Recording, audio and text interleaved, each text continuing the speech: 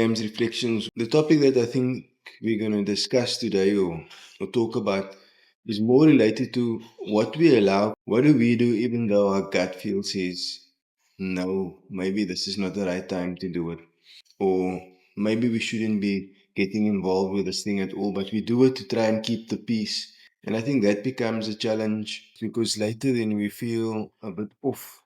So what is some of your thinking around? I think sometimes we find ourselves in circles. I think sometimes we find ourselves in situations, and just with people in general, where we want to keep the peace at the expense of your peace, if that makes sense. Hmm. So I think sometimes it, and it doesn't have to be even things that's controversial or soul destroying, but you just don't feel comfortable, you just don't feel like it, and so you don't have the ability in that moment to say, you know what, this is not for me. I need to move on. I had a situation probably 2 weeks ago where a friend asked me to attend some women's event, and I contemplated on what my response would be, knowing that I'm not feeling for any spiritual women's event where a bunch of women come together. It's a room and a conference, and we all scream and we're happy and we make these decisions of our lives are going to change and we go back to Monday where it's the same. So I just told this lady the truth and said, thank you so much for the invite. I really appreciate that you're asking me. But for the season of life I find myself in, I'm going to pass on this one. But I hope that you enjoy the event as well. And I think it's finding a way to honor yourself, honor the person, but to be kind when you maybe turn down the simple invite like that. What it would look like in a one-on-one conversation, I don't know. Maybe I found it easier because it was done by instant messaging, but also in person. I think we are not honest and truthful in our relationships enough to tell each other the truth. I know there's certain friendships that we have where we can say, "Hey, no, man, this is really not what I would like to do, but you know what, you enjoy it, and come and tell me about what your And experience was." I'm beginning to wonder, and I know we spoke about friendship before, but I don't think people are really truly your friends because when you can't say, look here, no, this is not working for me, without the offense, then I don't know if it's really friendship. But not keeping the peace, just like it can, I mean, not keeping the peace, keeping the peace in order for the sake of friendship is a seriously challenging thing. I think it's detrimental to a person's mental health because now you go home and you're sitting with all this stuff muddled in your mind. Like, what should I have done this? Should I not have done this? But you're not your authentic self. You're not who you really say you are. And that is from the part of ourselves, and then from the part of the other person. Are we actually being our authentic selves to them? I don't think so. In order to try and keep people happy or have create a certain perception about you, and then when people realize that you're actually a little bit different or you think differently, then it becomes a challenge. Yeah, and I was listening to Mo Godet, who was the ex Google business executive, and he was talking about happiness and joy. And so I basically had the same train of thought that we think that when we have achieved things, when we have things in the circle, that makes us happy. But we never think about just removing things currently that makes us unhappy, that will make you happy. And I think what Cam was saying now, the fact that the ability to not speak your truth brings unhappiness and will make you more sorrowful. And so sometimes you need to choose, like even for us just coming to this place now, it's quiet and we can just sit and there's nothing going on, there's no TV, we're looking out the window. And even though we came here to be outside, like it's okay that the weather changed and it's a bit cold and it's a bit rainy, and we can. It's also being open to the fact that things are not going to be how you want it to be. And I think that's the biggest challenge with Things change. relationships, that you you as a person changes, as does the other party. You're constantly changing, and when you don't have capacity to understand that, even at work, things change, times are changing, new technologies are coming forward, and it's interesting for me when I even talking about change, like I watch people's reaction to change, and sometimes we try to assert ourselves and we try and make ourselves bigger than the change instead of saying, no, I need to embrace and go with the change. So in relationships, if you are not able, I think, to tell someone, I really don't like this whatever it may be. But you know what? I'm going to come and see it, or I'm going to come and check it out. But that person knows it's not your every day. So I've got a colleague who recently asked me to go watch some hockey. And it's not my family sport. We've never been into it because we are a golfing family. But you know what? It was so enjoyable for me to go and see a part of her life. Correct. And I can see in our relationship, and even as we work together, it's more sweeter. Like there's a deeper affection and appreciation for each other. Because you're supporting the next person. And you know what? She invited me into her world. It wasn't me trying to bombard, it wasn't me trying. She made herself vulnerable to say, hey, will you come watch me play hockey? And you go and watch the hockey playing, and you don't realize that in the watching, it's actually changing you too. So you want to be in places, in relationships, in any relationship with business, formal, work, family, and friends that truly makes you happy. Like the simple things that you can treasure. But the minute you start coming to a place where you feel stifled, you got to think the same. I say again, group think, you got to think the same, do the same. If that's your definition of we can only be friends if we fit into this mold, then I think the ability to say no or to say I don't agree is actually just going to become harder. Yeah, it's going to become So, a lot more difficult. so I find the circle is much smaller, but whoever's in it, it's meaningful and it's deep and it's not burdensome because we actually get to do more stuff that you would like to do. And on the other hand, like it's also like, what do you want to be exposed to? What is your threshold? But when something doesn't agree with you, is each party willing to accept that this is kind of the line in the sand? Learning to say no, or that's enough, or look at here, this is not kind of what I align with, but I'm willing to go this far as a friend, and I'm willing to support our friends in that same manner. If I'm willing to go that far, how far are they willing to go with me in what I enjoy and what I like? I think that becomes a two-way street, and often I think it's always, or most often, it may be a one-way street, whereby one person is always accepting of their friends, and the other is kind of not.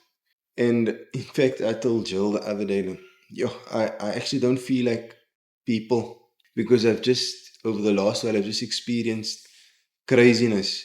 And I keep saying, but I don't actually want to do this. I don't want to go along. I don't want to even visit people. But anyway, you go along, but slowly but surely it starts chipping away at you. And so you become like the sacrificial lamb. Now, not that it's wrong to be the sacrificial lamb, or perhaps you should be the sacrificial lamb.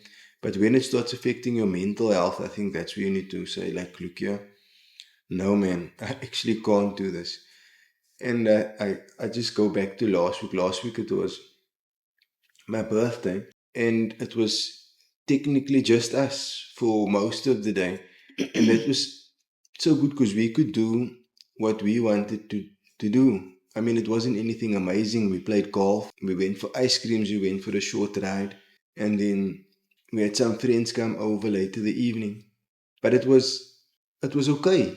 Normally back in South Africa, we would have the family over and friends, and we would have a big bash. But this year was just different. And sometimes you need to just take, no, I don't want to say take stock, but you need to just reflect on you and the importance and your well-being as well.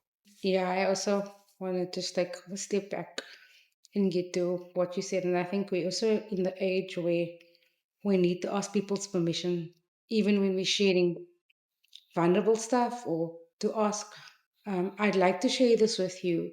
Would you be open? I'd like to do this. Would you be okay? Because I think what I'm hearing you say, and what I also see is that people, we are so open and wanting to be accepting of all people that we at the same time are overstepping boundaries where we're not being mindful of what we're sharing. So it could be something hectic, or someone gets in like an accident, or something happens, and people you see on social media, people start sharing it to everyone and everyone starts looking at it. But we're at the point in our relationship, so we actually have to say, can I speak to you about this? And you can preempt it saying, this is a bit personal, or this is something that I don't know how you feel. Would you be open to me talking about it? And I think that's the part that I'm missing, especially with us as adults. We think consent is something when it's kids and small, and or it's got to do with sexuality. And no, consent is also in the fact that maybe I want to show you a contract of my mother's will, or I don't know. It can be something very, and you drag someone into that situation who really wasn't prepared or emotionally there. You might feel that no, we're really close, still can understand it. But I know those things also can shift people in relationships where you might think we're really close. I don't think so. And because you expose this deep, dark secret, it's now forged together. And I wasn't in a situation like that where it actually wasn't in employment situation where someone had to have a lie detector test done. And suddenly, because I was the official representing the employer, you get dragged into a relationship with someone because of the things that have come out. But I didn't ask to be a friend and I didn't ask to know you. And it made me uncomfortable for years to come. And it was not by my doing and not by the person doing either, because they had to go through the test, we had to go through it. But our lines kept on crossing, but it brought great discomfort to me because I knew more about this person than I should have known for the office that they held, which, if that kind of makes sense. So I think in today's day and age, there must be a measure where you actually ask the person, especially when you want to share stuff that's deep in nature or things that you know for a fact is going to change how that person's going to see you. Ask them first. Do you think if you can't measure the depth of your friendship, how close you are? Maybe for us it's different. We're now long together. I don't think anything we can say at this point can shock us. But Mm, even with Cam, I should also be mindful to say, "Hey, can I speak to you? I want to ask you about this. mm, It may not be what you're thinking of, and please," and maybe preempt it and say, "Please don't let this change the view of how you see me. I really just would like to share this with you." And maybe you get in the context of, "I feel safe with you. That's how I want to show you this." And then you give that person the chance to say, "Okay, yes, no, we can talk about it," or "Yes, no, I can look at what you're showing me," or "Yes, no." The same way Eden came this morning. "Can I read you my school oral that I've done?" And I could say to just give me a few minutes. I want to just turn this TV off. Okay, cool. Now I'm ready for you. That whole thing about consent, and not in the big things, but even in the little things too. And I see it a lot at my current work that I work. It's a beautiful thing where bosses above you will always say to me, "Jill, it's just a good time. mm. Can I call you right now?" And I'm like, these guys are my bosses, man. They don't have to ask me. I should be available. But it's that respect that they present to me that makes me respect them more, and kind of makes me think too of Eden and Cam. Like, how often do I say, "Okay, I'll ask them, do you want this treat?" And I'll make it, or "Do you want this?" That's kind of how we do it. But even in the discussionary stuff, how often do I say to Cam, like this morning he was washing the car and I had this epiphany about golf and I want to speak, and I had to take my steps back because I'm realizing he's busy, he's not hearing me, but I want to say what I want to say. And then to come back later and say, "Okay, cool, is it now a good time?" We don't do that enough to kind of read the Yeah. room first, see what his frame of mind. Not that he would have been angry, but he's busy washing the car, and I'm like trying to figure out And, the golf and, scenario for Eden and how we can and I make it think better. that what you're saying is a sign of the mutual respect for one another's time and the space that they're in for that present moment in time. And and I think we as a humanity, we no longer respect one another. Mm. I mean, people may Yeah, say that, yeah, we do. I don't think we respect one no. another. We don't care about the next person. Sometimes I don't even think we care about our kids or our spouses. We're just on our own mission to get somewhere and get ahead. Mm. And if we cannot even respect our kids or our spouses, then how much less are we going to respect those at our colleagues at work? And I see it more and more. I'm realizing we don't respect each other. And we're getting to a position where people are power hungry. Mm. They respect people even less. They think that Mm. the more money they have, the more powerful they are. Yeah. So I can respect you less. I can tramp on you. I can do just what I want. We're a bunch of barbarians. We don't care about each other. And it would be amazing for the day when we actually do care about, start caring about one another. I think we will create a different world. We will care for our planet, the things that's living there that has been created that we're so fast diminishing and killing off because of our own greed. So if we first of all don't respect one another, how are we going to learn to say no? How are we going to say yes to things that it actually matters? But what does respect practically look for? Because we always think of respect as reverence. Respect is you honor Yeah. someone's time, you honor the time that you with the same. So we as a family, it's Sunday morning. We've discovered that this park has become Eden's favorite place on a Sunday. She thinks Bukiti Pot is synonymous with how we spend Sundays. Not a problem. We like that. And for me, that is special to see that it's actually a time out with family where we're not at home, kind of doing our own thing. Hmm. So this spec looks like also honor in terms of I honor that this is the time that you do this. You need to do. We respect that we do that. Cam honors the fact that we want to walk 2 to 3 times a week with our friend, and we do that. But it's kind of respect is shown more in action than in physical words that you speak. And so we are choosing to not spend time with people that do not respect our time, which actually is a reflection of themselves that don't respect their own time. Yeah. And so we teach our friends and our family how we respect each other. So if we've got, and I'm always fascinated if I can get to work on time and I can work into my, and I can work for my lunch times, I can honor all that. Why do I have to act all differently when I'm out of work? Why is suddenly at time just bound? And we don't have lots of time. If we really be honest, our clocks are ticking, our lines are drawn in the sand. So when we talk about respect, it's actually what is the kind of life, and respect is shown for yourself. If you don't respect yourself, you don't take pride in the you are right, then no is not going to be a no is always going to be a problem. And I know for me at work, we were chatting about in the week work in the week that sometimes we want to be diplomatic. Hmm. We worried about the diplomacy at the expense of the truth. And Correct. sometimes the truth, like I was talking to Erin yesterday on the call course, and I was telling her that, listen, you got to change your attitude and just breathe, breathe. And she was getting angry. And she's like, oh, you're being rude to me. And it's funny how she interpreted it. And then this morning I thought, wait, I'm not going to tell her to slow down because it irritates us. I said, Eden, our code words for you will be just breathe. Hmm. Because when you breathe, what you have to say is very important. And why we're telling you to breathe or to slow down is because we cannot hear it and we cannot respond to you when we can't hear what you're saying. So it's twofold. Your slowing down is going to mean that I'm going to be reciprocally up too. And also to understand if people don't understand you, it's okay to walk away. You're not hating them or not wanting to be friends with them, but you also need to understand and choose who you want to spend your time with. Correct. And you want to spend time with people that make you happy, that edify you, but at the same time will speak truth and not say things And your ears want to hear to make you and feel good about yourself. it's interesting. A few moments ago, you were saying about technology, and technology is changing things. And there's so many videos out there that talks about the effects of social media on a person's mental state and on your mind. Mm.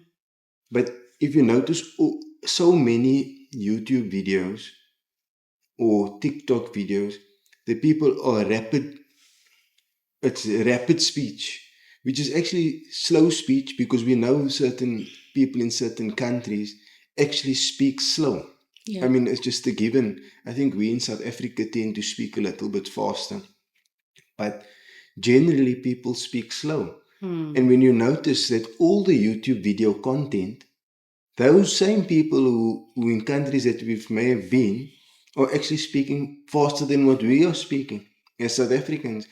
And it's because they speeding it up. But now your children or yourselves listen to this content over and over, and you now all of a sudden think, Mm. hey, that's the norm. We need to speak as that fast. But even those people who recorded that video can't speak that fast. That's true. And I think speed is a problem because can you think, even in our relationships, we want things to speed up. We want that closeness just to happen. Um, like I know for me, there's a few YouTubers I used to enjoy watching, just like homemakers about making life minimal.